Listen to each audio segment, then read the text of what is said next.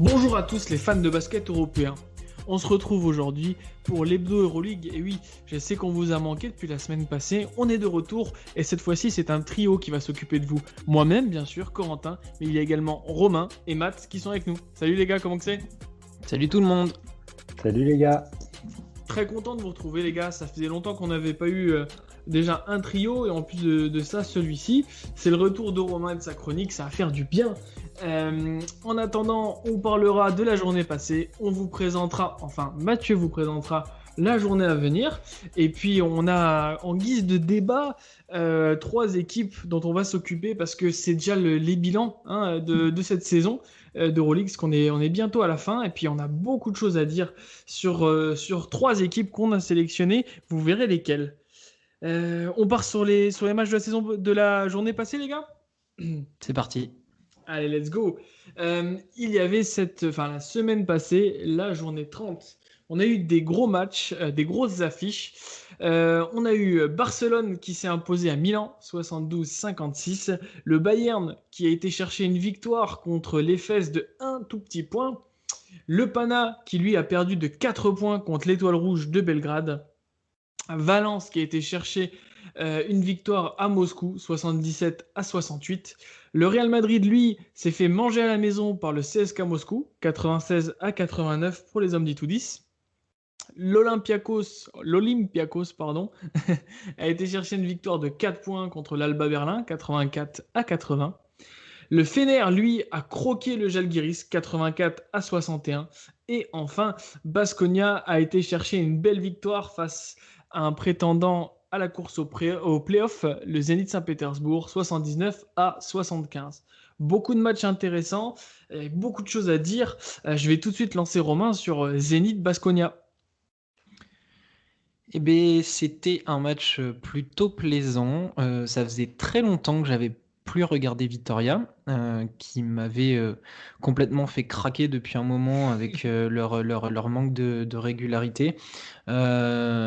Et pendant un bon gros moment dans le match, j'ai bien cru que ça allait prendre la même direction. Et finalement, je ne sais pas quelle mouche a piqué les Basques, mais c'est ça s'est complètement enflammé. Et d'un plus 18 dans le milieu du troisième quart-temps pour le Zénith, où il menait 59-41, et bien finalement, Vitoria va complètement renverser la vapeur pour s'imposer 79-75 grâce à un dernier quart-temps incroyable où jusqu'à encore 4 minutes de la fin, ils avaient 14 points de retard. Et là, il y a 4 actions où sur les 4 actions, il va y avoir à chaque fois 3 points de marqués. Il y a 2 tirs à 3 points et 2 N1 où la défense du Zénith fait complètement n'importe quoi. Ça perd les ballons facilement, ça se jette sur les feintes. Et du coup, Vildoza va marquer un sublime 3 points dans le corner pour repasser devant. Giedraitis va marquer un petit flotteur pour valider la victoire. Le Zénith encaisse un 34-16 dans le dernier quart-temps. Alors que au début du match, dans le deuxième quart-temps, eux avaient mis un 31-15 grâce à un très bon Billy Baron, ça va te plaire Corentin. Et du coup, voilà, il y a eu 3 quarts-temps très bons pour le Zénith. Et finalement, le dernier quart-temps, ils ont complètement craqué. Euh, C'était incroyable la fébrilité que cette équipe a montré, alors que d'habitude, ils sont dans le contrôle, ça joue très bien. Et Vitoria, sur un run de 4 minutes incroyable où ils sont complètement transcendés, ils font la différence. Alec Peters régale avec 17 points et 22 dévals. Et du coup, la conclusion qu'on peut avoir, c'est que le Zénith, le gros point noir, c'est leur 5 majeur qui a complètement coulé. Pangos fait 5 dévals, Hollins -2, Thomas 9 et Tariq Black -4. Et en fait, sur le 5 majeur, il n'y a que Ponitka qui sort un peu la tête de l'eau. Il termine avec 18 d'évaluation, 15 points, 5 rebonds, 5 passes. Donc le seul qui vraiment ne déçoit pas. Mais ouais, gros point noir pour le 5 majeur du Zénith, complètement à la rue. Et grosse fébrilité en fin de match. Je crois que c'est plutôt bien résumé. Du coup, ça fait que Baskonia a une défaite de plus que le Zénith dans cette course au playoff, vu que le Zénith a joué un match de moins. C'était un match intéressant. Beaucoup l'ont plébiscité comme le match le plus intéressant de la journée. Pourtant, il y avait un énorme match dans cette journée. C'était CSK Real. Je crois que tu l'as vu, Matt. Ouais, tout à fait. J'étais devant ma télé pour regarder cette affiche-là. Je ne pouvais pas rater une affiche pareille. Et franchement, j'ai pas été déçu. Alors, c'est un match déjà sur la rencontre aller de la saison régulière. On a vu un beau spectacle pour ceux qui s'en rappellent. On avait pas mal décrypté les dernières minutes sur un podcast précédent. Et là, on a encore eu un match avec une grosse intensité physique des deux côtés, mais une équipe du CSKA à Moscou qui a des forces individuelles, peut-être notamment offensives, plus importantes, à l'image de Mike James qui finit encore une fois à 22 points, très propre, assez incroyable sur les tirs, enfin un niveau de difficulté démentiel. Et puis Will Clyburn qui nous fait une performance incroyable, 23 points et 30 d'évaluation, et ça m'a fait super plaisir de le revoir autant en forme. Et en plus commencer le match avec un 4 sur 4 à 3 points en mode monsieur propre. Et finalement sur la rencontre, j'ai l'impression que ce qui a manqué un petit peu au Real Madrid, c'était de la constance dans l'intensité. Dès qu'ils avaient des moments de faiblesse, ils le payaient cash, parce que du côté de la machine moscovite, ça s'arrêtait pas. Il y a bien eu un passage en troisième quart-temps où on a cru peut-être à une remontée, notamment avec un JC Carroll phénoménal. J'adore ce joueur, mais là, je l'adore encore plus. À chaque fois que je le revois, je me dis, il existe encore et c'est tellement bon. Mais Profitons-en. exactement. Et ça n'a pas suffi, et on sent qu'ils ont quand même, cette équipe du Real, à mon sens, des soucis au niveau du playmaking qui sont assez marquants. Et finalement, un manque d'alternance dans le jeu. On les voit énormément s'appuyer sur Walter Tavares avec ces sortes de drive vers le cercle, où au lieu de prendre un tir, on lâche une passe flotteur un peu en l'air pour que lui finisse près du cercle. Ça marche 3-4 fois, mais après, c'était stoppé. Et finalement, le CSK a maîtrisé le match, même si le score est serré, et c'est une victoire méritée. Ok, victoire qui fait du bien au CSK, qu'on pensait un peu en trouble après deux défaites d'affilée, l'une face à l'Efes, et quelle défaite de 30 points, et l'autre face à Milan. Milan, parlons-en. Milan a perdu, a pris une belle déculottée face à Barcelone. Je pense qu'il n'y a pas grand-chose à dire sur ce match. Et puis, moi, pour ma part, j'ai vu un petit match qui s'annonçait intéressant. C'était le Bayern FS. Ça faisait longtemps que j'avais pas vu les fesses. J'avais besoin de les revoir en forme parce que ces derniers temps, c'était pas mal. Il y avait quand même une belle série de 5 victoires de suite, je crois. Et puis, ils sont allés en confiance pour jouer contre le Bayern. Et j'ai trouvé un match super intéressant. Vraiment, très vite, les Fesses a pris le match en main. En fait, c'est redoutable d'efficacité, c'est impressionnant. Par contre, sur la longueur, le Bayern a été plus intelligent en faisant un match un peu de traînard, en essayant toujours de grappiller quelques points dans l'intensité, avec de l'intelligence. Euh, j'ai trouvé Reynolds et Gist impressionnants dans l'activité, mais aussi plus étonnant dans l'adresse où ils ont été chercher des points sur la tête des postes 4 adverses à 4-5 mètres. Donc c'était vraiment intéressant.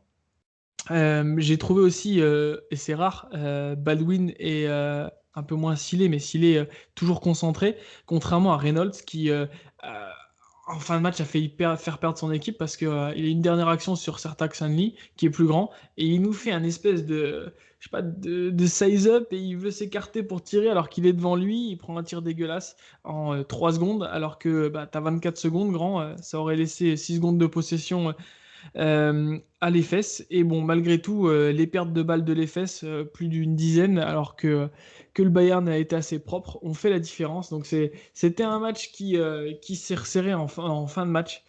C'était pas mal à voir, je me suis régalé. Et puis là où j'ai trouvé ça intéressant, c'est que on a essayé de le cacher en défense, Shane Larkin, mais par contre, Baldwin a été très intelligent en l'attaquant d'une fort belle manière.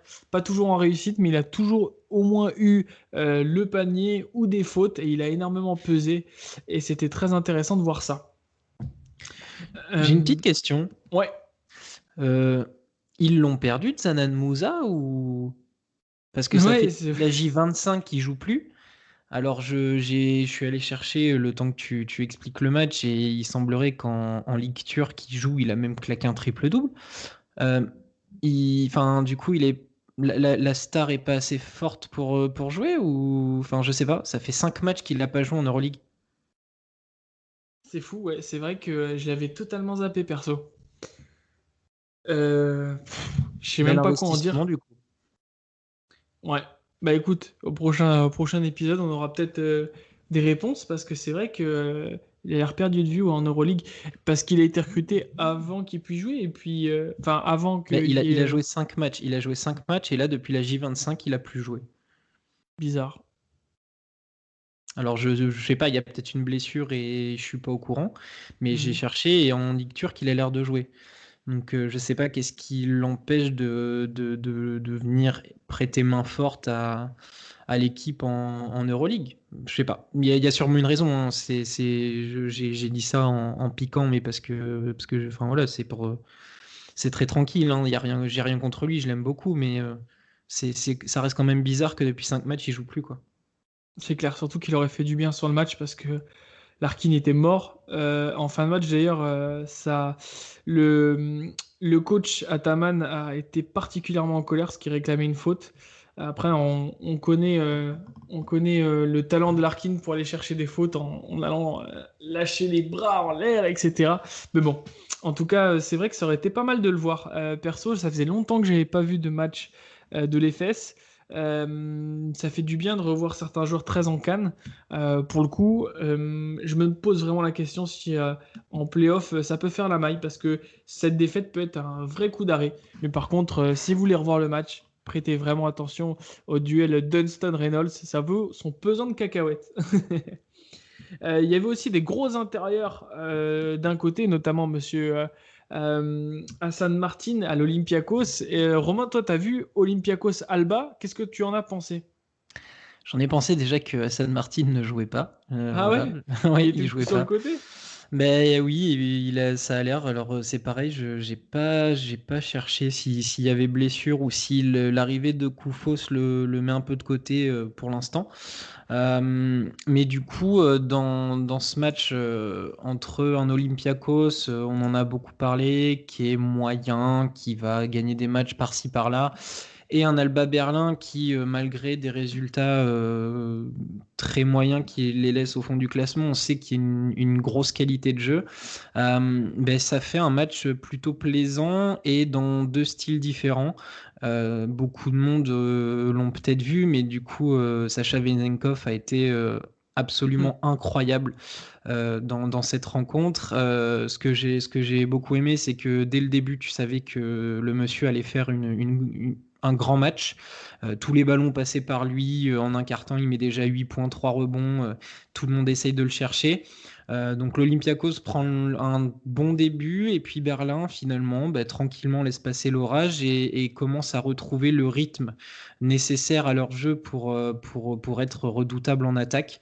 Et du coup bah, finalement ils tiennent le coup. Les équipes se rendent coup pour coup jusqu'à la mi-temps. L'Alba profite notamment de beaucoup de pertes de balles de l'Olympiakos. Ils rejoignent les vestiaires avec 11 balles perdues à la mi-temps, donc ça fait beaucoup. L'Alba en profite. Peyton Siva, qui est tout simplement incroyable, j'adore ce joueur, marque un 3 points, mais de très très loin, juste avant le buzzer. Petit pécule de 5 points d'avance pour Berlin. Et puis finalement, ben, je ne sais pas ce qui s'est dit dans le vestiaire, mais l'Olympiakos change de braquet et Sacha Vezenkov se fâche beaucoup. Dans le troisième quart-temps, il inscrit 10 des 25 points de son équipe. La balle circule vachement plus vite, c'est beaucoup plus intéressant. Et dans le dernier quart-temps, ben, lâcher les chevaux, laisser le monsieur faire. Définitivement, c'était son soir. Euh, les Reds, bah, de toute façon, c'est des Grecs, donc c'est des guerriers quoi qu'il en coûte. Ils Spartiate. lâchent. Ah ouais, c'est ça, c'est des Spartiates, ils laissent jamais rien. C'était très intéressant, alors d'autant plus avec le Covid, il n'y a pas de public, donc ça s'entend encore plus, mais les deux bancs ont été incroyables. Quand Vezenkov marquait, tout le banc se levait, ça répondait du côté de Berlin, il y avait une... Alors c'est bizarre de dire ça, mais il y avait une belle petite ambiance.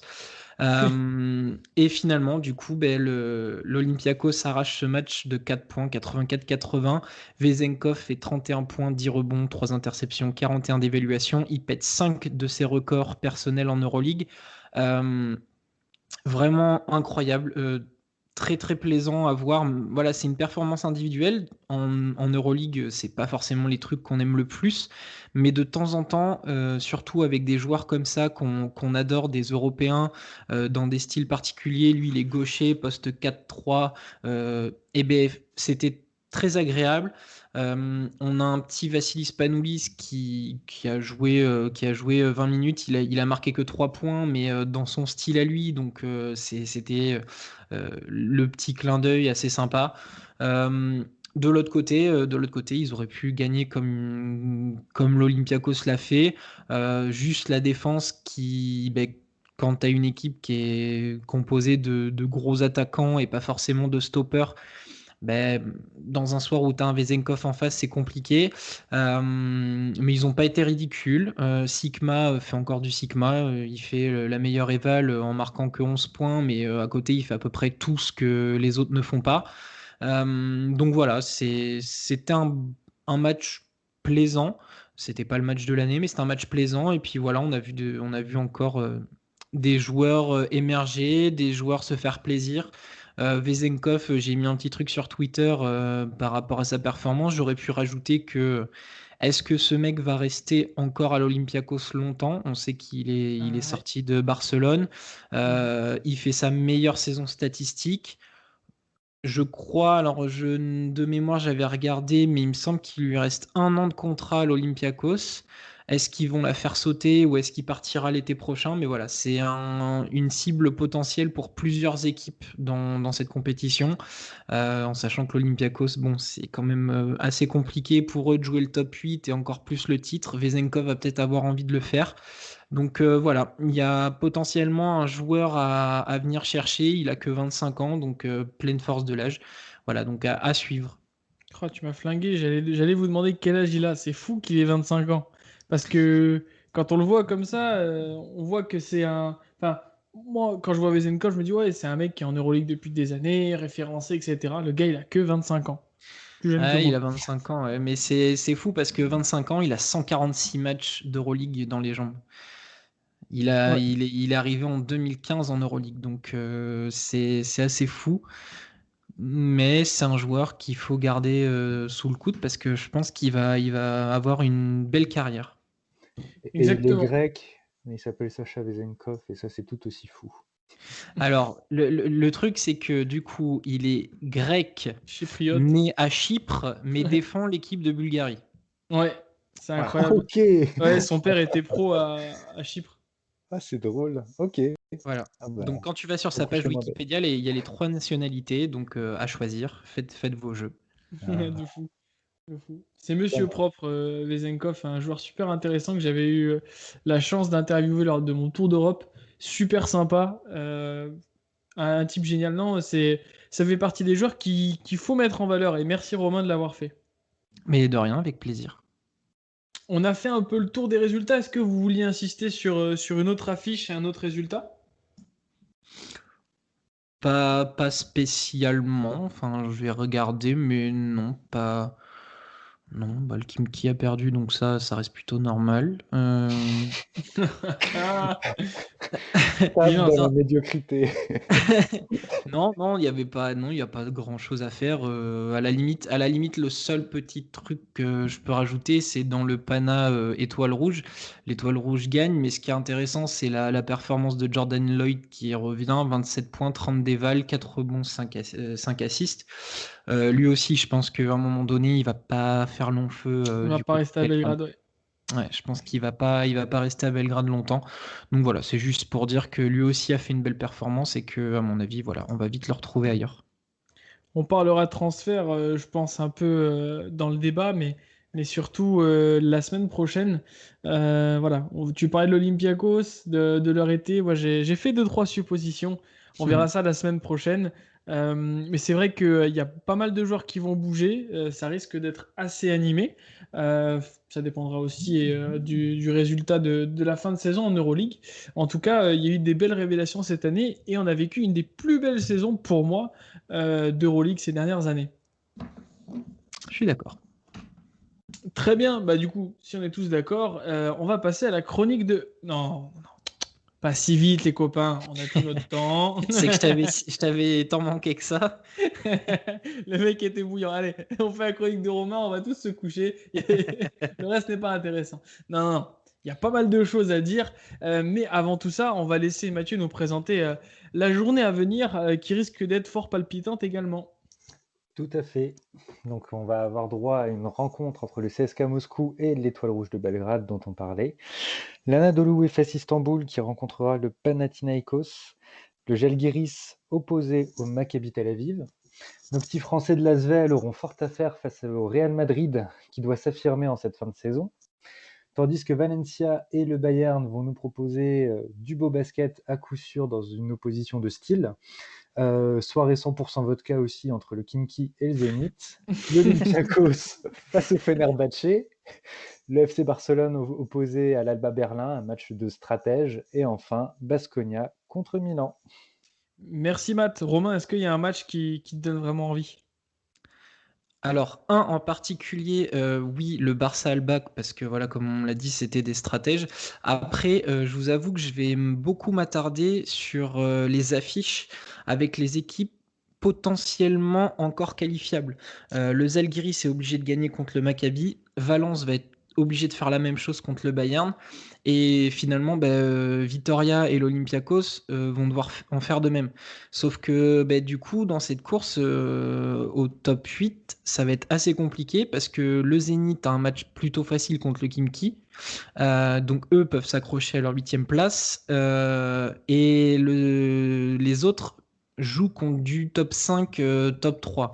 Vitoria joue contre les 4e. L'Olympiakos, c'est le Fener, donc ils sont 6e. Donc voilà, il y a très peu d'écart au classement parce que l'Olympiakos reste qu'à 2 victoires du Zénith. Ça va être très compliqué, mais les autres sont à 1 victoire. Donc là, faut pas trembler et ça donne des affiches plutôt intéressantes. Est-ce que le Maccabi va jouer le jeu et jouer le match à fond face aux Žalgiris? Je sais pas. Le Žalgiris est largement capable de les battre. Par contre, le Bayern qui doit s'accrocher à son spot de 5e et en plus ils sont à égalité avec Milan et l'Anadolu, oui, avec 19-11. Il y a des places à gratter pour les playoffs. Donc en fait, toutes ces affiches pour moi vont être très intéressantes parce que quelque part, comme ils disent à la télé, ça va compter double. Il est parfait, il est impérial. Pas besoin de penser à des transitions quand on a Romain parce que justement, je voulais parler de ces rencontres qui comptent double. Et toi, Matt, qu'est-ce qui te chauffe particulièrement? Je suis entièrement d'accord avec ce qu'a dit Romain. Après, pour ce qui me chauffe, pour le coup, la vodka. Et je pense que je vais me faire un Kimki Zénith parce que c'est horrible ce que je vais dire, mais j'ai l'impression que le Kimki me manque un peu. Ça fait tellement longtemps que je ne les ai pas regardés.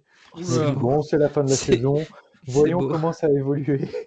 Non, mais Voilà. quand je vous dis qu'on est des passionnés, hein, même Ouais. même Non, ça, en on vrai- se le tape. en Bon, on vrai, je va pas pense aller que voir de la D2 slovaque pour le plaisir, mais bon, ça tout de même. c'est ça. Non, mais je pense que c'est le temps, le manque de soleil, là, un peu. Il se fait attendre et du coup, je déprime un peu. Donc, Kimki, quoi. Voilà, Voilà, faut t'apporter des paillettes dans ta vie, Mathieu. c'est ça. Le mec va surprendre son corps en regardant le Kimki. Wow, bordel. De fou. Oh, j'avais oublié. Eh ben, pour le coup, moi aussi, il me chauffait ce derby moscovite. Mais quand je vois toutes les désertions du côté du Khimki, un peu moins. En début de saison, c'était le match sur lequel j'aurais cliqué. Pour le coup, là, il y en a certains qui me donnent envie. Le Pana, j'aimerais beaucoup voir un Ezonia Game pour croquer les fesses. Ça me chaufferait bien. Sinon, Valence-Bayern me chauffe, mais ça fait... ces équipes-là, je les ai vues. T'as quand même dit Bon. pour croquer les fesses. Ouais. Oui, c'est vrai que oui. Bien joué. Sans Bien joué, les contexte. belles celle-ci. C'est même pas volontaire en plus. Dur de relancer après ça. Valence-Bayern, ouais, c'est des équipes que j'ai vues il n'y a pas longtemps. Pour le coup, ce match va être intéressant. J'aimerais voir si Milan va pouvoir s'imposer contre Baskonia ou si les Espagnols vont pouvoir enchaîner. Et puis enfin, Olympiakos-Fener, ça m'intéresse. Sans parler de Barça-Alba pour les admirateurs du beau jeu. Alors, on parlait de l'Alba. Est-ce que elle fait pas partie des 3 équipes qu'on a décidé de traiter aujourd'hui? Il y a moyen. Il y a moyen qu'on parle de cette belle équipe. Très bien. On avait parlé du Pana, du Kimki et de l'Étoile Rouge. Pour le coup, aujourd'hui, on va s'atteler à 3 équipes. L'Asvel, le Maccabi et enfin l'Alba Berlin. Vous voulez commencer par qui? Est-ce qu'on Je fait dans l'ordre de remonter au classement? Alba, Maccabi, Asvel. Comme ça, on pense suit que la ça peut être logique. pas mal, ça. Moi, Mm. ça me chaufferait bien. J'aime ce qui est carré, hein. Je suis très Alba dans la vision du truc, quoi. Eh ben, c'est parti alors. Du coup, Alba. Let's go. Bah écoute Romain, je te propose de commencer, ensuite on fera Mathieu, et puis moi parce que c'est une équipe que malgré tout je n'ai pas beaucoup vue, que 4 ou 5 matchs cette saison, et je vais me rattraper dès le match prochain. Du coup, on procède comment? Alors, du coup, l'Alba est 15e au classement à l'heure actuelle avec un bilan de 11 victoires pour 19 défaites. Euh, c'est une équipe, moi voilà, je vais détailler un peu tout ce que j'ai marqué. C'est une équipe personnellement que j'aime beaucoup. Il y a différentes nationalités dans cette équipe. Alors j'ai noté, il y a 3 Américains, un Suédois, un Italien, un Uruguayen. Il y a quand même 8 Allemands, donc il reste quand même une base solide, un Croate et il y a même un Roumain, mais c'est un tout jeune. Euh, L'effectif est l'un des plus jeunes de la compétition, avec 25,3 ans de moyenne d'âge. Les plus âgés, c'est Sigma et Granger. Et finalement, quand on regarde la tête de Sigma, qui en fait 8 de plus, il a que 31 ans. Il a quel âge? Il a 31 ans, comme Granger. Ils ont tous les deux 31 ans, alors que Sigma, on a l'impression qu'il en fait vachement plus. De fou. Mais finalement, donc c'est les plus âgés et le plus jeune, c'est Delo, qui a 19 ans. Voilà, donc c'est un effectif qui est quand même encore très jeune. Le plus gros temps de jeu, c'est Luke Sigma qui joue que 25 minutes.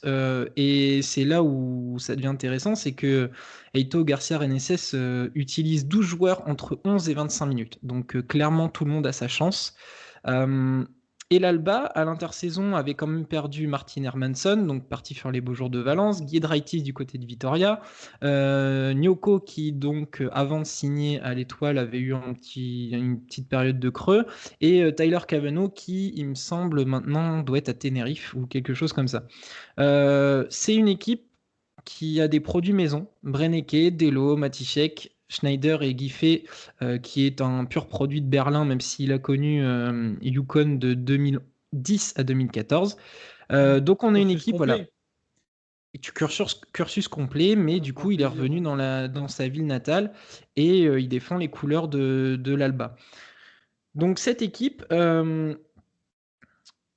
elle a des gros arguments à faire valoir. C'est un style de jeu grâce à Eito Garcia Reneses, des joueurs très intelligents qui tous ensemble font un énorme collectif et ce qui a été plaisant tout au long de l'année. Au début, ce qui explique un petit peu aussi leur place au classement, ils ont pris pas mal de volets. L'année dernière, ils avaient l'habitude de gagner contre des équipes loin au classement. Ils gagnaient contre le Zénith 18e, l'Étoile 14e. Au moment du classement figé par le Covid, ces équipes étaient là. Vitoria 15e, l'Olympiakos 11e, etc. Et cette saison, finalement, ils ont réussi à faire des coups. Ils ont tapé le CSK, ils ont tapé Valence, qui a longtemps été dans le top 8, le Fener, qui est aujourd'hui 6e, ou même Vitoria, qui est encore dans la course au top 8. Et il y a eu une vraie progression en termes de basket chez cette équipe, parce que si on reprend le début de l'année, Berlin prenait moins 18 face au Bayern, moins 21 contre l'Anadolu, moins 20 contre Milan, moins 36 contre Barcelone, ou encore moins 29 contre le Real. Et finalement, dans cette deuxième partie de saison, l'écart est beaucoup plus resserré avec -8 face à l'Anadolu, -3 contre le CSK, -9 contre le Real, -6 contre le Bayern ou -3 contre le Fener. Donc voilà, une vraie progression pour ces joueurs-là et notamment pour ces jeunes-là. Euh, Statistiquement, l'équipe, elle se situe quasiment tout le temps dans le top 10 collectivement. C'est la dixième meilleure éval, la neuvième au rebond. C'est la première équipe à la passe. Ça veut bien dire ce que ça veut dire. La cinquième aux interceptions. Bon, elle perd beaucoup de ballons, mais ça, c'est le style de jeu qui en veut, qui veut ça. Et du coup, par rapport à toutes ces infos, euh, moi, il y a un truc qui me plaît beaucoup, c'est que le Berlin vient de recevoir une wildcard de 2 ans pour l'Euroleague. Elle est entièrement méritée. Oui. Clairement, c'est incontestable. Et j'ai même envie de placer une petite phrase, c'est que celui qui me dit le contraire n'a jamais regardé un match de Berlin, parce que on nous bassine avec le côté sportif du truc et pas que financier. Si Berlin sur le terrain ne mérite pas d'être en Euroleague, mais qu'on me sort que le Kimki ou que l'Étoile Rouge mérite, va y avoir un gros problème entre nous. Voilà, donc Berlin mérite amplement sa place. Euh, Cette équipe fait extrêmement plaisir et ça s'était déjà vu dans le tournoi de pré-saison qu'ils avaient organisé à Berlin avec, je crois qu'il y avait le Zalgiris et je sais plus quelle autre équipe. Il y avait Milan aussi, je crois. Ça sentait déjà la belle année. Les résultats sont pas forcément très bons parce qu'ils sont quand même 15e. Mais c'est une équipe qui, on l'a dit dès le début, était venue pour apprendre. Ils ont des jeunes à former, c'est très bien cadré, ça régale sur le terrain. Donc je n'ai aucune inquiétude pour l'avenir de cette équipe. Je vais vous laisser parler parce que du coup j'ai un petit point mercato à faire. Mais Oui. voilà ce que j'en ai à dire. C'est une équipe qui m'a fait plaisir toute l'année, que je vais continuer à suivre et regarder vraiment le basket développé par Berlin parce que c'est un régal. Moi, j'avais quelques trucs à dire, mais tu vois, je commençais à avoir des gouttes de transpiration qui tombaient au fur et à mesure de ton analyse, et je me suis dit, mais tout ce qu'il a dit, ah bah ouais, je l'avais noté. Donc ça fait du bien, comme quoi les grands esprits se rencontrent. Donc avant de vous demander qu'est-ce que pourrait faire l'Alba pendant ce mercato, je vais passer la parole à Mathieu.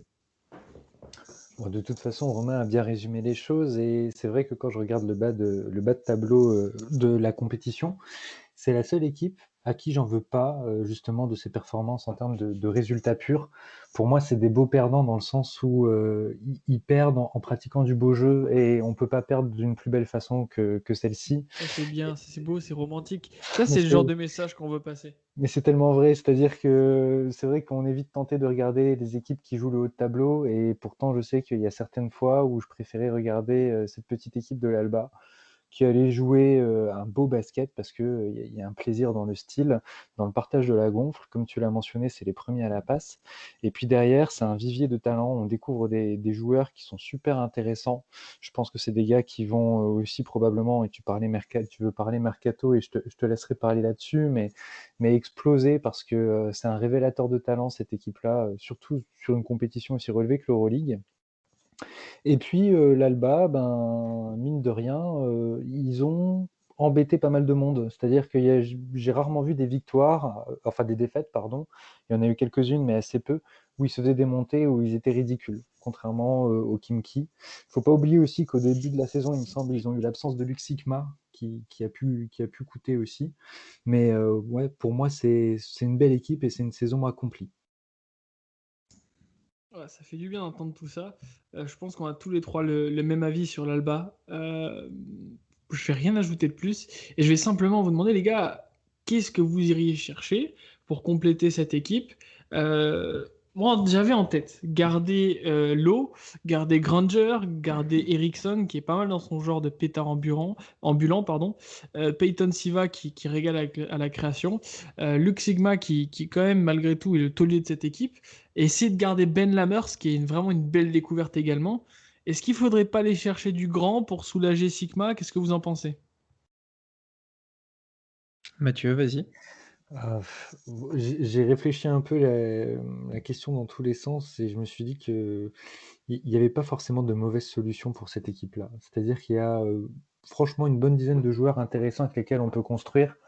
Donc après, ça va plus être des histoires de finances et qu'est-ce que tu peux récupérer comme argent pour ensuite recruter ailleurs. Mais moi, il y a tous les joueurs, je trouve, qui sont tous sur une pente ascendante, qui sont tous en progression finalement. Donc c'est presque un choix de riche pour eux de savoir qui garder. Pour moi, l'important, c'est qu'ils arrivent à conserver l'état d'esprit dans lequel ils évoluent et puis cette science collective. De là, ils pourront viser loin, mais c'est clair que des joueurs, bah, moi, j'aime beaucoup, par exemple, Niels Giffey, je le trouve super intéressant. Ben Lammers, j'aime énormément aussi. Peyton Siva, je le trouve top. Luc Sikma, évidemment, mais il y a aussi Johannes Thiemann, que j'aime beaucoup. Enfin, plein de joueurs super intéressants et franchement, sur le mercato, j'ai du mal à cibler une zone de faiblesse. Peut-être il faut monter le talent, mais pas forcément de chercher un poste spécifique. Ouais, je suis plutôt d'accord. Romain, est-ce que toi tu penses qu'il faudrait aller chercher du talent également? Du gros talent? Qui dit gros talent, qui dit gros portefeuille? Bah, du gros talent, je sais pas, et je suis pas sûr que la mentalité du club et encore moins du coach a besoin d'une star, on va dire, d'un énorme talent qui va devoir porter l'équipe sur ses épaules. Je crois que le collectif suffit à lui-même, mais cette philosophie leur va très bien. Alors, j'ai pas non plus de poste précis parce que finalement, il y a un peu tout ce qu'il faut là où il faut. Peut-être un petit peu sur le poste 2 où c'est peut-être un peu léger parce que finalement, dans la raquette, ils ont quand même ce qu'il faut et c'est relativement jeune. Krasimir Nikic est un 99. Ben Lammers est un 95. Tiemann est un 94. Donc, c'est dans la force de l'âge, ça va très bien. Après, c'est plus un profil à apporter, comme je disais tout à l'heure, peut-être plus des profils défensifs capables de Mhm. faire le sale boulot. Le poste de meneur, peut-être, aurait besoin de ce profil-là. Je m'explique. Cet été, Siva est agent libre, tout comme Lowe et Granger. Donc en fait, ils ont 3 de leurs meneurs libres. Ils vont forcément essayer d'en garder un ou deux. Moi, concrètement, je garderai Siva et Maudolo. Granger, je peux le laisser partir au profit d'un meneur Défensif. défensif, capable de faire le sale boulot sur certaines séquences, dans la logique d'une Euroleague où les principales menaces s'appellent Larkin, Mike James, etc., etc. Ça serait pas déconnant d'avoir un vrai stopper à ce niveau-là.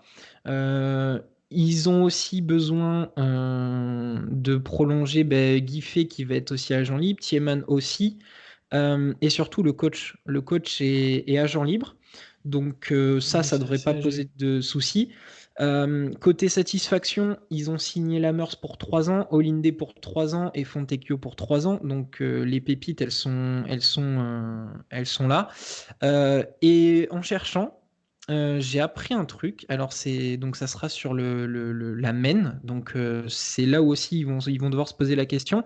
Est-ce que vous saviez, messieurs, que le petit Tamir Blatt appartenait à Berlin? Non, mais je le voyais dans mes recrues, moi. C'est marrant.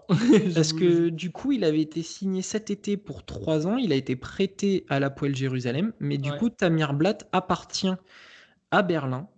Ce qui peut être finalement une réponse à toutes nos questions enfin à C'est mes clair. questions notamment sur le poste de meneur, parce que bah, déjà ça va être un garçon qui a l'air d'être plutôt solide, plutôt un Mhm. soldat, capable de distribuer les ballons, donc qui peut largement se fondre dans la philosophie. Il a 23 ans, donc voilà, hein, dans la classe bébé à Berlin peut continuer. Voilà, donc moi je renforcerai plus l'équipe avec des profils défensifs parce que les points, je crois qu'ils ont assez. Hein. Eriksson, Fontecchio, Luc Sigma quand il est dans une bonne année. Parce que bon, le garçon, c'est quand même que sa deuxième année en Euroleague à Sigma. C'est la meilleure évaluation de l'équipe en sachant que par rapport à l'année dernière, il en baisse. Mais il arrive à faire meilleure évaluation en marquant moins de 10 points. Il fait 9,5 points de moyenne, 5,9 rebonds, 3,9 passes pour 14,9 déval.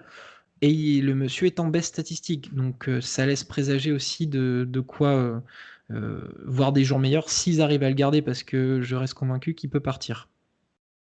J'ai exactement le même avis. Pour moi, c'est clair. Après, c'est dur de trouver des postes 1-2 défensifs, des vrais stoppers en Europe. Je pense que ça se trouve si on y regarde bien. Mais le problème, c'est que pour moi, l'Alba vont être en concurrence avec pas mal d'autres clubs, notamment d'Euroleague, sur les mêmes profils. Donc ça va pas être facile, mais je serais très curieux de savoir voilà, si justement ils font partir Granger, qui est-ce qu'ils vont prendre. Parce que c'est vrai que la tentation Tamir Blatt est plutôt bonne, surtout qu'en BCL, il est assez dominant. Il fait partie des leaders, je crois, en passe D et en éval. Donc, c'est plutôt une piste intéressante. Alors, un profil défensif, je vais peut-être m'avancer, mais il y a un joueur qui me vient là comme ça. Est-ce que un Andrew LBC ne Oh, pourrait oui. pas être une bonne pioche pour lui? Alors, bon, après, ça va te faire avec Peyton Siva deux meneurs de plutôt petite taille. Après, malgré tout, bon courage à celui qui veut poster Andrew. Mais ouais, j'y ai même pas pensé. C'est plutôt une bonne idée. Lui qui a grand cas, ça lui permettrait de retrouver l'Euroleague. Pas mal. Ouais, je trouve ça super intéressant comme opportunité. Si ça se présente, ça pourrait être vraiment cool. D'autant plus que je le trouve plus complet aussi que Maodolo. Enfin, Mhm. Maodolo a beau être meneur, je trouve que c'est essentiellement un shooter et qu'il apporte pas grand-chose à la création. Et alors, je me trompe peut-être sur son profil. Moi, je le vois vraiment comme un shooter, mais même sur du 3 points, il a 34%, ce qui est pas folichon, c'est en dessous de la moyenne de son équipe. Mhm. Donc, effectivement, un autre meneur et pourquoi pas un LBC, ça pourrait être super. Ouais. C'est clair. Ouais, c'est vrai que là, ouais, tu me fais bien kiffer, ça donne envie. Bah, je sais pas, c'est le profil. Enfin, du coup, on veut de la défense. Ils ont un besoin de renouveau au poste de meneur. Pourquoi pas aller chercher. Alors après, c'est pareil, hein, on ne sait pas la durée du contrat d'Andrew à Grande Canaria, mais je sais pas, j'ai l'impression que ça pourrait bien fitter.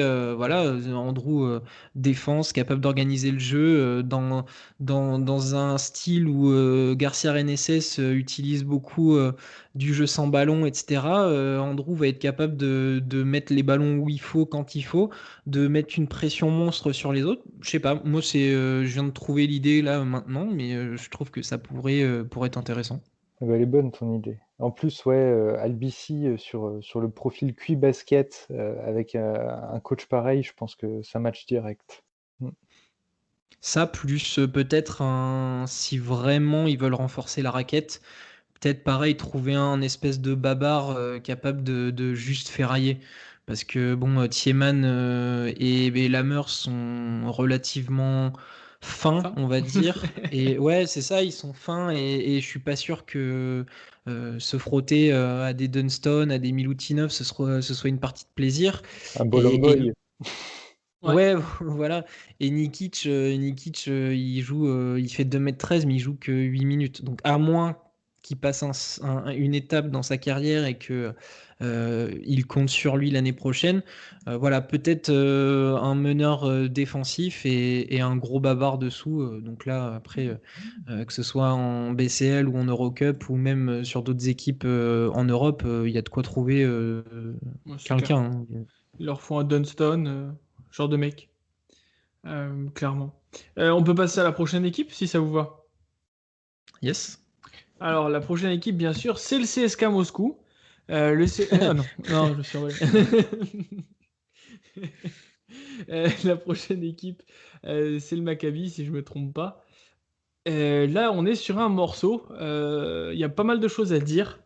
Matt, si tu veux commencer, je sais que tu as de l'affection à cette équipe par rapport au passé avec Charas, si je me trompe pas. Ouais, mais alors juste pour le passer avec Charassa, c'est tout. Depuis, ça va vomir, c'est ça? Ah bah cette saison, j'ai pas eu d'affection pour eux du tout. C'est une équipe que j'ai vite méprisée. Oh, carrément. Peut-être à tort, non, mais c'est vrai. C'est-à-dire que je leur ai donné le temps au début et en fait, ils m'ont vite blasé parce que je trouvais que c'était désagréable à regarder en fait. En termes de proposition basket, c'était pas super. Et alors, on a eu pourtant du bon espoir sur le début d'année parce que ils arrivaient à tenir des matchs ultra serrés. Ils perdaient beaucoup de rencontres avec peu d'écart finalement, et on avait droit à des matchs avec un vrai crunch time. Le souci, c'est qu'ils avaient du mal à concrétiser et on se disait, mais ils pourraient aussi bien être dans le top 5 que d'être 15e, quoi. Et le problème, c'est que avec le temps, ben, on a senti l'épuisement. Il y a eu des séries de défaites assez lourdes, notamment entre la 22e et la 27e journée. Et ça les a un petit peu enterrés. C'est une équipe aussi je trouve, c'est un peu cherché tout le long de l'année, avec dans un premier temps un Scottie Wilbekin qui était très, très mis en avant, très impliqué dans les schémas offensifs, responsabilisé un peu comme un Mike James peut l'être au CSKA, en mode un peu hero ball, je contrôle, je maîtrise, je gère, ce qui n'est pas forcément la partie du jeu, je trouve, où il est le meilleur et le plus expressif. Et on l'a vu un peu plus en retrait sur la deuxième partie. Alors il y avait de moins bons résultats, mais parallèlement, je trouvais qu'il y avait un peu plus de qualité. Je préférais le voir dans un rôle de distributeur qu'autre chose. Le problème aussi, je pense, c'est qu'il y a des coéquipiers, peut-être qu'on attendait un peu plus. Elijah Bryant, qui a manqué de constance, Chris Jones aussi. Et puis des grosses déceptions dans le secteur intérieur. Ils ont misé sur cette doublette Dragan Bender, Ante Zizic. Alors là encore, je vais être très, très virulent, mais Dragan Bender, pour moi, c'est pas un joueur de basket. Je dis ça, je dirais, en tout cas pas à ce niveau-là. Et Ante Zizic, bah, on a vu le quart de son talent. Alors ces deux joueurs, je suis persuadé que voilà, la hype, elle est pas mentie, elle est pas trichée. Mais là, pour le moment, c'est compliqué. Et j'ai aussi envie de pointer du doigt l'entraîneur, du coup, parce que je pense que Sféropoulos a pas réussi à cibler les profils de joueurs qu'il avait entre les mains et leur décerner les rôles qui leur correspondent. Donc ça a créé une sorte de zizanie collective où chacun essayait de faire ce qu'il pouvait avec les moyens qu'on lui donnait. Mais pour moi, le Maccabi cette saison, c'était un peu une énigme au niveau du jeu et j'arrive encore pas aujourd'hui à définir véritablement leur style. Et pour moi, c'est une saison à oublier assez vite. Comme ça, c'est clair. Tu as été plutôt complet. Néanmoins, je vais juste ajouter de l'info, et c'est très juste ce que tu as dit. Le Maccabi fait partie des équipes all-time qui ont perdu le plus de matchs de moins de 5 points. C'est même le leader. Ils ont perdu 10 matchs de moins de 5 points cette saison. Ouais, j'avais la stat. 10 Ah, matchs, putain. comme quoi les grands esprits se rencontrent. S'ils avaient gagné ne serait-ce que 50% de ces matchs-là, ils seraient à la lutte pour les playoffs. C'est fou. C'est juste dingue. Parce que j'ai jamais vu autant. Il faut remonter à 2016-2017 pour que Brose Bamberg perde 8 matchs de moins de 5 points. C'est assez dingue. Voilà, j'ai l'impression que quand l'équipe monte d'un cran en défense, et ben, ça arrive à gagner, comme à l'image du match contre le Real. Mais sinon, c'est vraiment compliqué. Je trouve que voilà, je me demande comment le coach, quelle consigne il leur donne, parce que pour moi, il y a beaucoup trop d'ISO. Et moi, comme Mathieu, je les ai méprisés assez rapidement parce qu'ils m'ont flingué mon moral. J'en avais marre de les regarder, quoi. C'était pas Ouais. agréable. Tu vois, on parlait juste avant en plus d'une équipe comme l'Alba qui pratique du beau jeu, et s'il fallait faire des parallèles un peu faciles, mais pour essayer de visualiser, c'est vrai que pour moi l'Alba c'est une belle équipe universitaire, tu vois, de NCAA qui essaie de créer du jeu. Il y a un peu de sens tactique parce que les gars ils veulent apprendre à jouer ensemble. Et cette équipe-là, c'est une équipe de G-League où les mecs essaient de se mettre en valeur pour avoir un gros contrat, tu vois, Bah, signer le contrat de leur vie, mais les c'est exactement résultats ça. pèsent pas.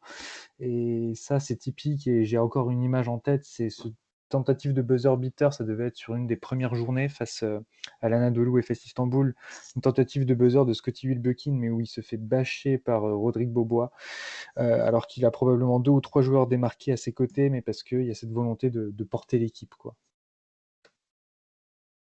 C'est clair. Et on parlait de l'Alba. Objectif totalement inversé pour les deux sur le mercato. T'en penses quoi, Romain? Ouais, je suis d'accord. Alors, pour revenir un petit peu sur l'année du Maccabi, ils sont quand même à à des journées égales, parce que du coup, si j'ai bien vu dans mes recherches, la période où on a arrêté la saison l'année dernière, c'est exactement la même journée que cette année. Donc il y avait les comparaisons possibles.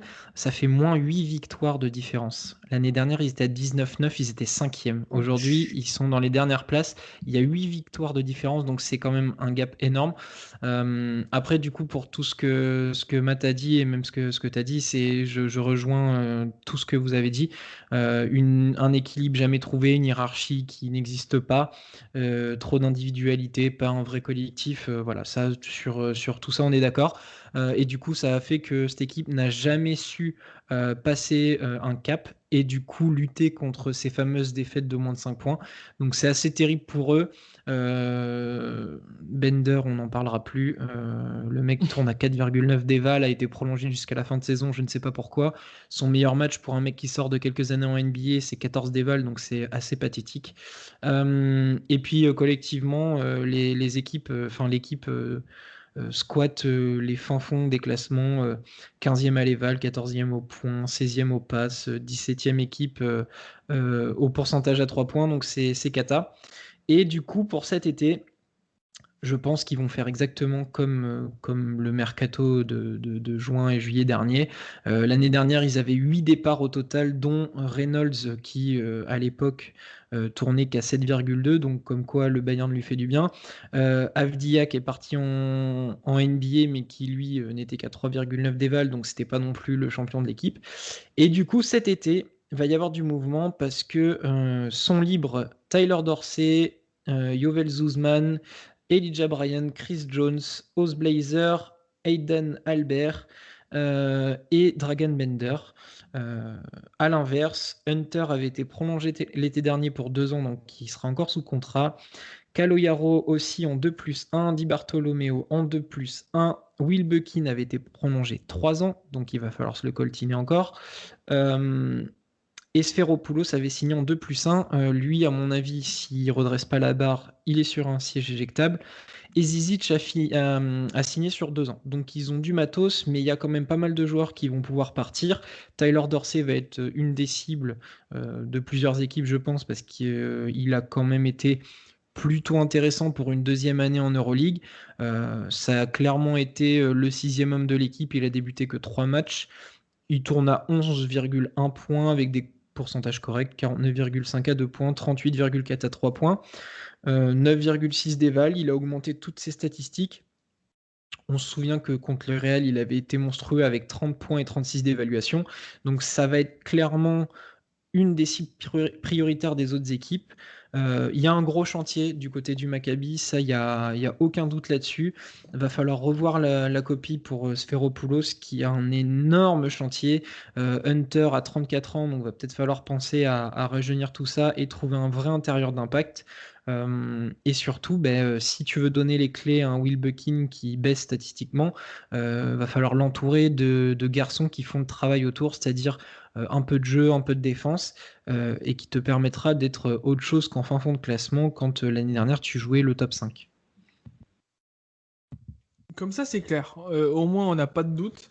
Ça va être dur. Je sais pas par où il faut commencer. La vraie question, en gros, de ce mercato, ça va être qu'est-ce qu'il faut pour entourer Will Bekin? Parce que quand on dit qu'il faut des mecs de devoir, oui, mais à un moment, là, il en faut pas mal.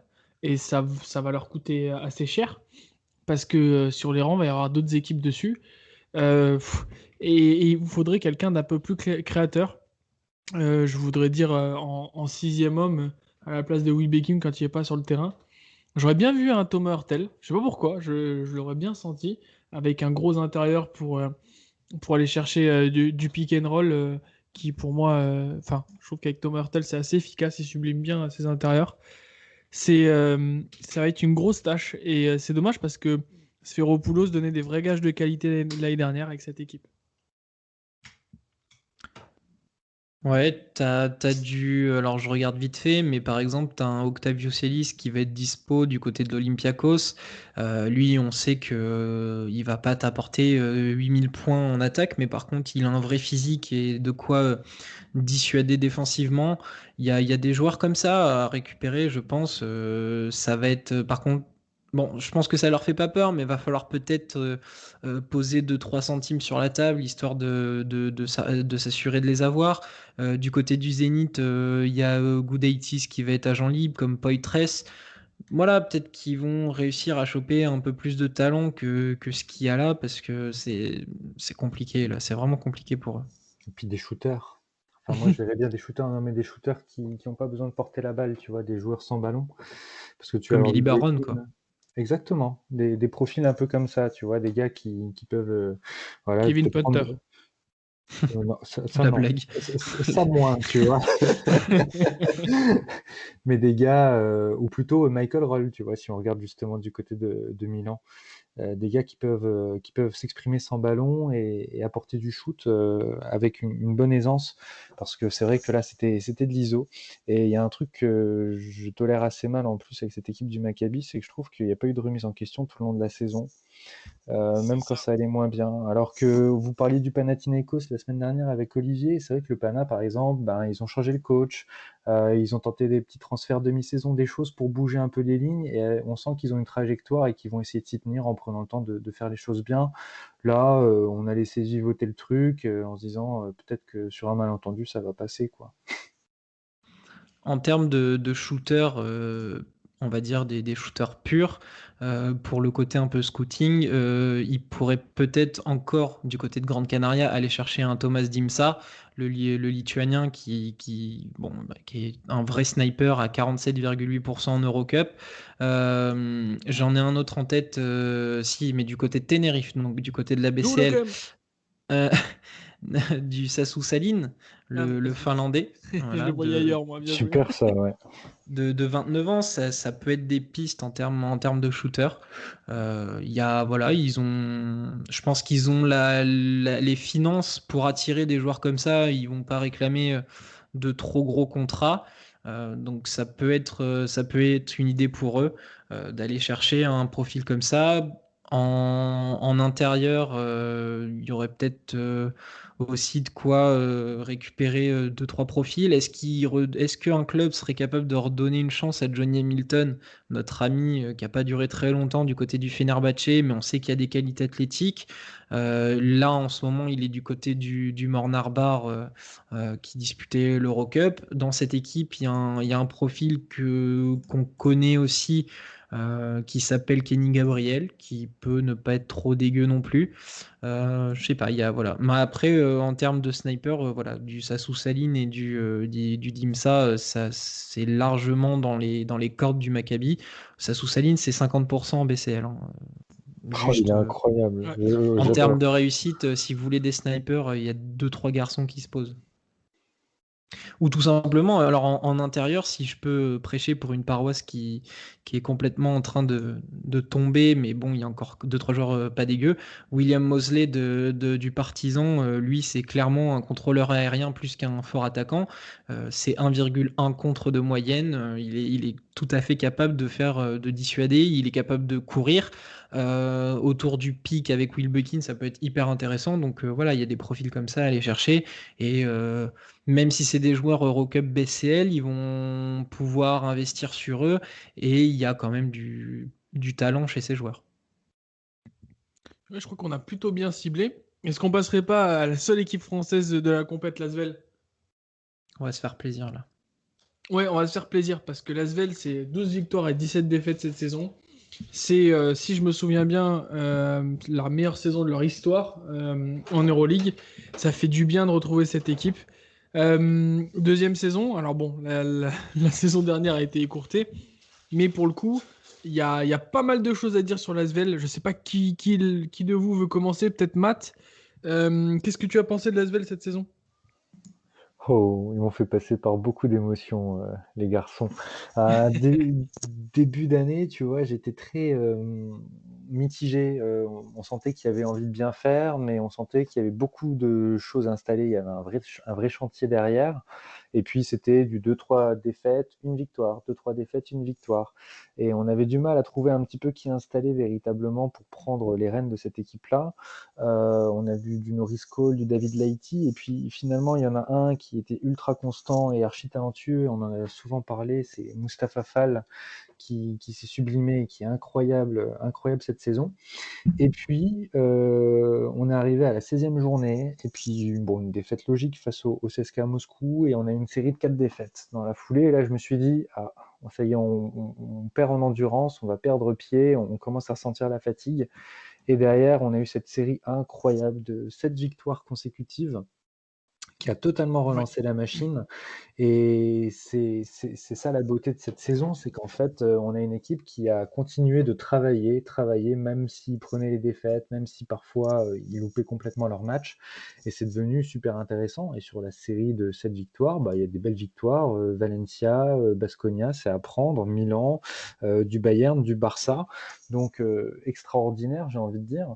Et puis TJ Parker qui, bon, alors j'avais un peu des doutes sur ses qualités au début, je savais pas trop comment il allait réussir à aborder cette équipe-là, et il a réussi à installer des rotations toujours un peu plus larges. Et en fait, c'est tout simplement le déroulé de la saison qui a donné aussi les réponses qu'on cherchait, avec des gars comme Mustapha Fall qui ont été super, et à l'inverse un Eric Freeman qui a été un peu la mauvaise idée. Et pour moi, c'est une superbe saison parce qu'en fait, on est en train vraiment de suivre la ligne directrice qui était la nôtre. On a une saison découverte, initiation l'année dernière, on va dire.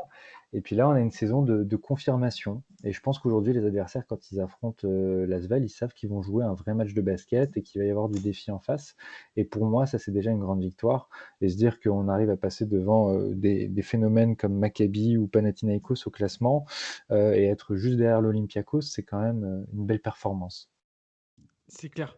Surtout qu'en plus, cette équipe était étiquetée French Team avec l'éclosion de 2-3 talents. J'ai beaucoup aimé avec Gershon Yabusele, William Howard, Mustapha Fall que tu as cité. En revanche, j'aurais bien aimé voulu. Enfin, j'aurais bien aimé voir davantage Paul Lacombe, Polo Lascience. Mais bon, ce sera peut-être pour la saison prochaine, ou à la fin de cette saison. On croise les doigts. Romain, j'imagine que toi aussi, tu as beaucoup de choses positives à dire sur cet Asvel. Euh, je te laisse te lancer. Et j'imagine que tu vas parler de tir à 3 points, si je me trompe pas. Oui, oui, on va pouvoir en parler. Enfin, l'Asvel, donc on va commencer. Allez, on va commencer par ça. L'Asvel est le 5e meilleur pourcentage à 3 points avec 39,68%. Euh, ça a été un de leurs facteurs quand tout allait bien. Ils faisaient tomber dedans, ils avaient les joueurs pour. Donc c'était hyper agréable. Et effectivement, j'ai beaucoup de bien à dire de cette équipe. Plus 2 victoires par rapport à l'année dernière. Donc TJ Parker fait mieux que Mitrovic. Ceux qui ont envie de faire les conclusions hâtives font les conclusions hâtives. Mais en Ça, tout c'est pour les cas, rageux, ça. il a clairement le mérite d'avoir fait mieux qu'un coach référencé, alors que lui est un coach rookie et le plus jeune coach de l'Euroleague cette saison. Je partage l'idée qu'en début de saison, moi non plus, j'étais pas hyper rassuré, notamment au niveau des transferts. Ça s'est confirmé parce que Aleric Freeman est allé voir ailleurs. 20 minutes de jeu pour 3,7 dévals, ce n'était absolument pas possible. Kevarius Hayes reste une grosse déception. J'ai cru que tu allais Donc, déraper. non, non, c'est une arnaque, hein. Lui, il peut repartir. Euh, et effectivement, le début d'année, en 19 journées, c'était 14 défaites. Et puis, bah, la magie a opéré avec leur magnifique série de victoires contre des gros. Cette équipe a du cœur et a des trucs entre les jambes. Ils les ont posés, ils ont beaucoup de caractère. Ce qui est beau, c'est que tu le fais avec 8 Français dans ton équipe. Euh, c'est L'Asvel est en train de réaliser un énorme truc. On le dit souvent, que ce soit entre nous, dans les émissions ou sur les réseaux sociaux. Le projet de l'Asvel est en train de prendre forme, mais plus que jamais. C'est intelligent. À chaque fois, j'ai l'habitude de dire, de toute façon, c'est Parker. Donc, Parker, le businessman, fait tout bien et de manière intelligente. Qu'importe s'il le fait en famille et avec ses potes, pour le coup, j'en ai rien à foutre, il se fait plaisir et ça réussit. Donc bravo à leur équipe, que ce soit les dirigeants, les coachs, les joueurs. Euh, Ils ont fait venir Norris Cole, le mec a un cœur de champion, double champion NBA. Il sait comment mener ces équipes-là vers le succès. Il va les faire grandir, notamment le petit Strazel, il va beaucoup apprendre. C'est un gage de stabilité aussi. On a David Leity qui est d'une classe mondiale. Ce mec, il a tout pour plaire à tout le monde. Effectivement, Fall, je me souviens d'un podcast, on en parlait avec Olivier, je disais ouais, j'attends de voir parce que je veux savoir si le physique va tenir, s'il est capable de jouer autant de temps. Finalement, bah, tout se passe très bien pour lui et il nous régale. Il nous régale. Un petit coucou à William Howard, l'ancien Limoujo, que je vais appeler le super sub. Il a débuté que 2 matchs et il tourne quand même à 10,7 d'évaluation, à 53% à 3 points. Quel bras. Clairement, voilà, c'est que du positif. C'est le genre d'équipe où on a déjà envie de se projeter, de savoir quelle va être la suite pour eux. J'ai été très enthousiasmé, j'ai été conquis par ce qu'ils sont en train de faire parce qu'à chaque fois où on se dit ah ça va peut-être être un peu compliqué, ah mais là, et ben en fait ils arrivent toujours à nous faire mentir. Donc je sais pas s'ils vont nous écouter, si quelqu'un va nous écouter du côté de Lyon, Villeurbanne, mais bravo, un grand bravo à eux et on a hâte de voir leur été. On va passer là-dessus. J'ai aussi 2, 3 noms et un petit résumé du mercato. Pas mal, beau résumé. Je partage totalement. Alors moi, j'étais pas fan de l'Asvel parce que c'était pour moi l'ogre du championnat et ils ont réussi à me faire aimer cette équipe. J'adore tout le projet. Ouais, je suis super content. Par contre, j'ai hâte d'avoir vos avis et je dirais vos orientations pour le marché de cet été parce que il va falloir recruter 2, 3 joueurs pour passer une étape supérieure. Euh, et notamment, je dirais sur poste 2, poste 3, j'aimerais voir arriver un cochon, un gros scoreur, quoi. Du côté de l'Asvel. Donc, qu'est-ce qui vous ferait kiffer, les gars? Mathieu, est-ce que t'as un ou deux mecs qui te viennent dans la tête, tu te dis, ah, lui, à Lyon, ça pourrait le faire. Comme ça, j'ai pas forcément un nom particulier ou précis. Moi, j'aimerais bien effectivement qu'il remplace Kevarius Hayes, que je trouve mais d'une inutilité incroyable.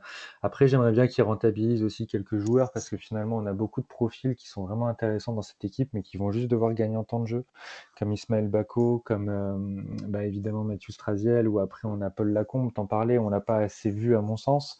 Et ça, c'est vraiment des joueurs sur lesquels il va falloir s'appuyer.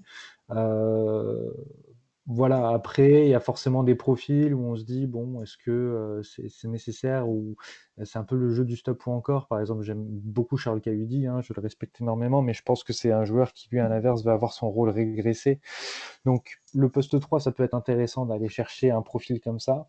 Moi, il y a un joueur que j'aimerais bien, mais bon, ça me paraît compliqué, surtout qu'il est plus en quête de NBA à l'heure actuelle, mais ça serait Axel Toupane pour remplacer poste pour poste, voilà, sur le profil un peu à la Charles Cahudi, sur le poste 3 en plus jeune, ça pourrait être un joueur vraiment intéressant, je pense. Et j'avais beaucoup aimé son passage au Žalgiris à l'époque. Et le retrouver en Euroleague, ça me ferait juste trop kiffer parce que j'aime beaucoup le garçon. Pas mal. Et toi, Romain, est-ce qu'il y a un mec qui te ferait kiffer?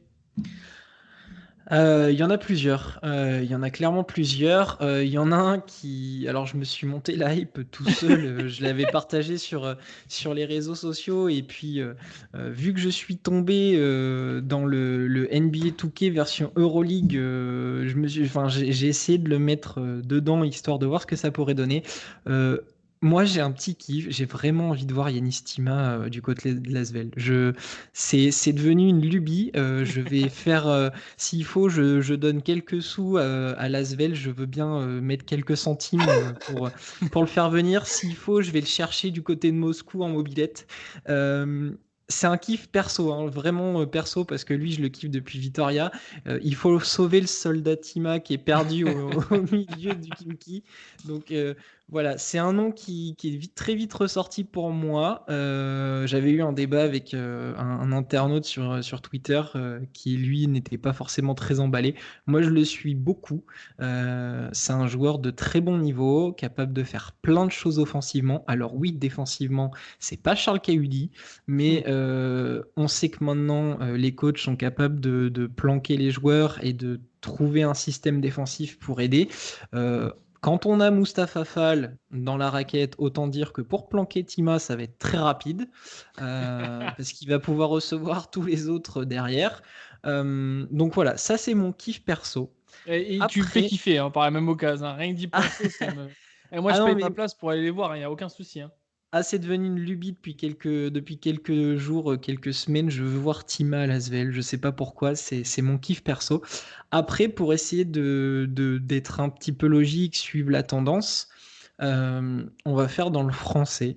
Il est convoité déjà depuis quelques temps par des équipes à l'étranger.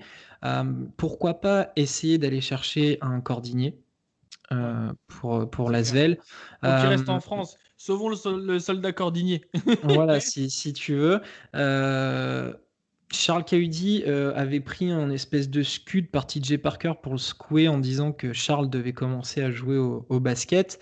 Euh, c'est pas méchant contre lui, mais c'est vrai que le monsieur commence à avoir un peu de kilométrage et que l'Asvel rentre pleinement dans un jeu où il faut que ça court, faut que ça aille vite, faut que voilà plein de choses. Du coup, Cordinier est un profil très intéressant. Il a confirmé son talent en Eurocup cette saison.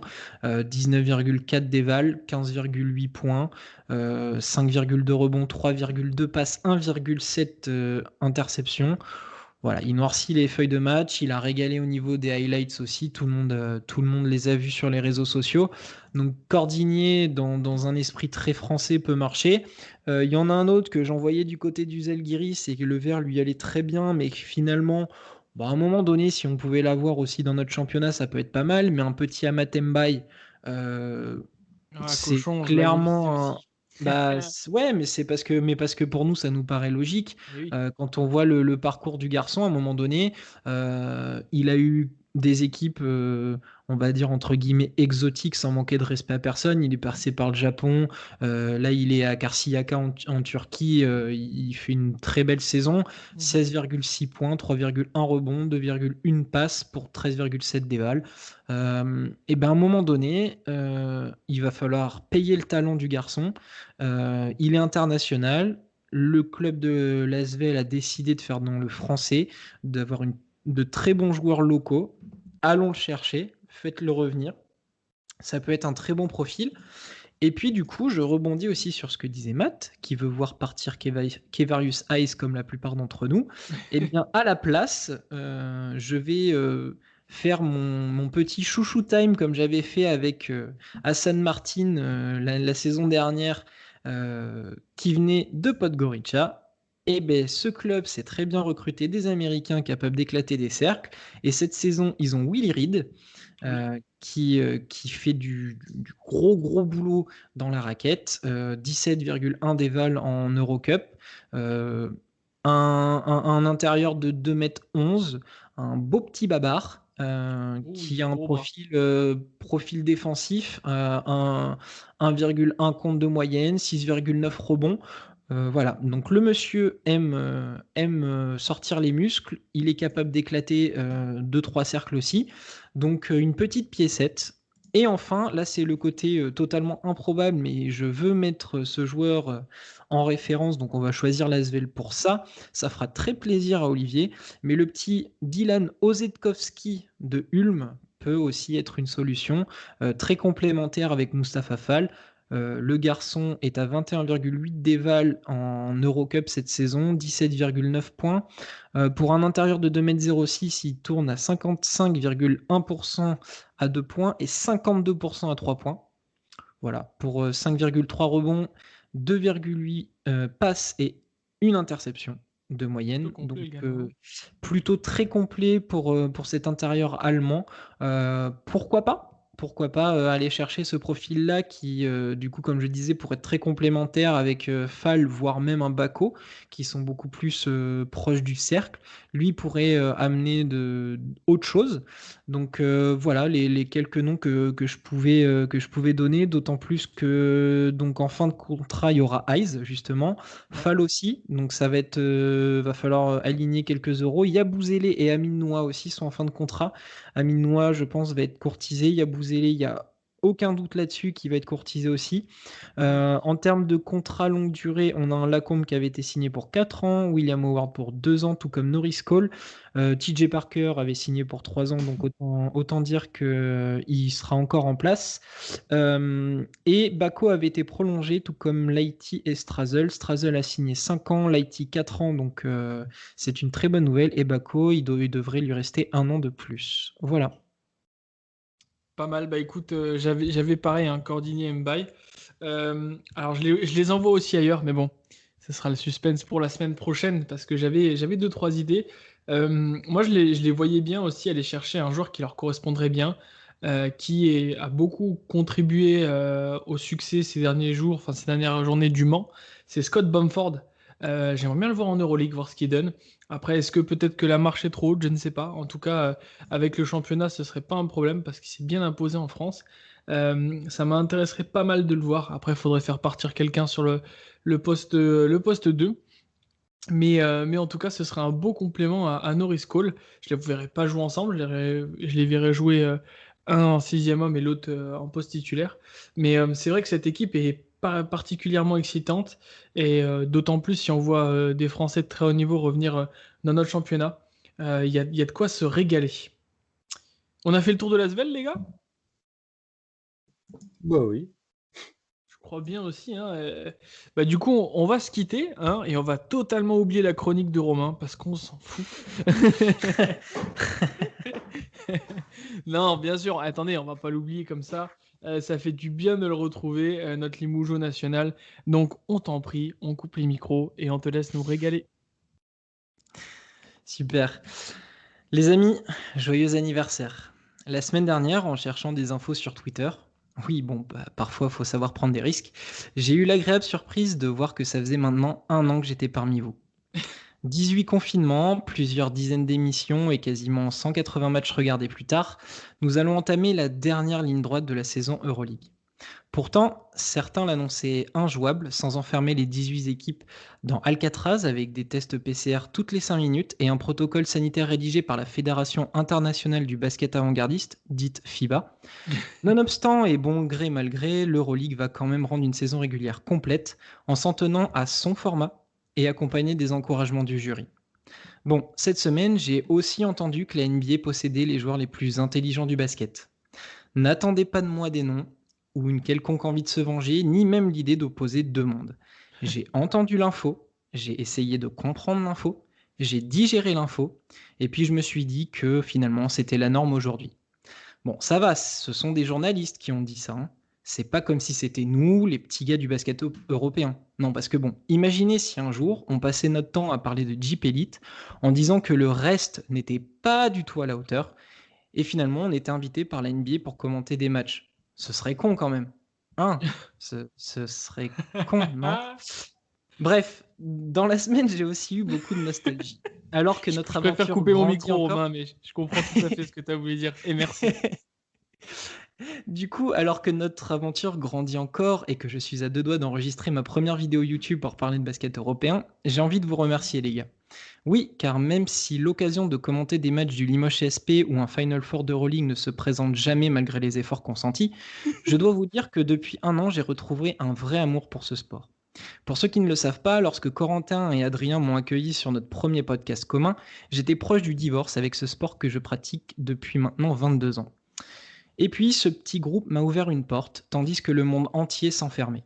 On a passé des soirées à discuter de Jasikevičius ou Petrovic, à se prendre pour des dirigeants de clubs, à faire la plus grande draft du basket européen jamais imaginée, à se souvenir à quel point le basket des pays de l'Est est d'une richesse sans nom, et à expliquer que le basket français nous collait à la peau. On l'a crié notre amour pour ce basket. Et ça fait maintenant 1 an que je vous saoule avec Marinkovic, Teodosic, et qu'avec Olivier, nous entretenons une relation limougeau-paloise sans conflit. Si vous, les auditeurs, vous profitez de votre heure hebdomadaire de basket, sachez qu'en off, nos discussions sont sans fin.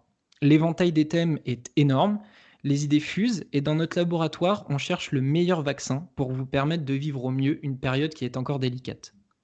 Bon, c'est vrai, parfois on utilise des noms compliqués à l'instar de l'AstraZeneca, et nous devons orthographier comme il faut Charalampopoulos, sauf souvenir que Martin Hermanson s'écrit avec 2 N et 2 S, et qu'on essaie de savoir qui est le vrai papa entre Papa Petrou, Papa Nicolaou ou Papa Giannis, alors que finalement on sait tous que c'est Vassilis Papanoulis.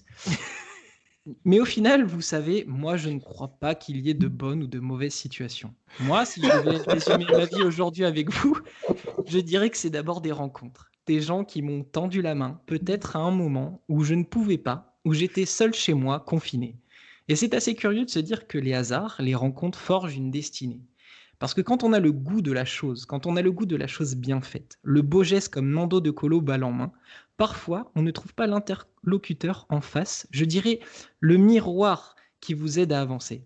Alors ce n'est pas mon cas, comme je disais là, puisque moi, au contraire, j'ai pu, et je dis merci à la vie, je lui dis merci, je chante la vie, je danse la vie, je ne suis qu'amour pour le basket européen. Et à l'aube du sprint final, le peloton se resserre au niveau du top 8.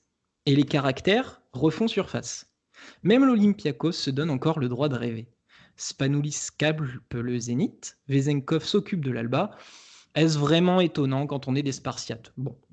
Mais que dire aussi des Basques de Victoria qui restent sur 7 succès en 8 rencontres? Alors que la régularité était plutôt leur talon fragile, c'est grâce au talent d'Achille que la lumière est venue. Un petit pincement au cœur de voir Valence et le Zalgiris proches d'une élimination en saison régulière. L'Euroleague est ainsi touchée par le syndrome Didier Deschamps, où quand l'esthétisme laisse place au pragmatisme, et où Pansarno et Schiller doivent laisser leur place à Ettore Messina, l'homme qui voulait faire de Milan un mini Spurs, mais qui finalement a confondu le Spurs basketball avec le playbook de Russell Westbrook. Bon, vous n'êtes sans doute pas passé à côté de l'information, mais Russ West a été cité cette semaine comme étant incapable de gagner en Europe. Et vu qu'on ne doit jamais, mais alors vraiment jamais, toucher aux figures de la NBA, la team premier degré qui en voulait à Dino, Raja. Allez, elle est cadeau celle-ci. Bon, pour conclure, je voulais vous remercier les amis de partager ces moments avec vous. Demain c'est loin et Rome ne s'est pas faite en un jour. Je vais donc redoubler d'efforts pour aiguiser ma plume afin d'avoir des analyses fines et des chroniques taillées sur mesure. Comme le dit le mantra des Spurs, pound the rock, car ce n'est pas le dernier coup de marteau qui compte, mais les centaines données avant qui font la différence. Et puis, comme le dit Davis Bertans dans l'intérieur sport, it will pay off one day. Je retourne donc écrire ces lignes avec des gants de chantier et je vous dis à la semaine prochaine. Prenez soin de vous. Ah, magnifique, trop de références, trop de trucs fins. Et ouais, j'en ai des poils hérissés, putain, c'est bon, c'est pour ça qu'on fait ça toutes les semaines, tu vois, tu as compris, c'est pour ces minutes de frisson, hein. Toi tu es derrière là, tu sais pas tout le travail que c'est, nous on kiffe, c'est du pur kiff, parce que nous c'est un direct. Voilà, c'était beau. Ça arrive, ça nous a fait non, du mais bien. faut que ça sorte de temps en temps. Exactement, et encore vous m'avez pas vu sur un terrain. Que dire? Ouais, tu sais quoi? Je vais laisser Matt terminer l'émission et puis j'arrêterai l'enregistrement. Merci. Merci Romain. Mais de rien, avec plaisir. Fallait bien marquer le coup après une semaine d'absence. Merci tout plein les copains pour cette émission. Ça a été super. Et puis de toute façon, comme d'habitude, on se retrouve dans une semaine pour débriefer de notre sport préféré, de notre compétition préférée. Et on vous attend nombreux. Salut les potos! Ciao, ciao tout le monde!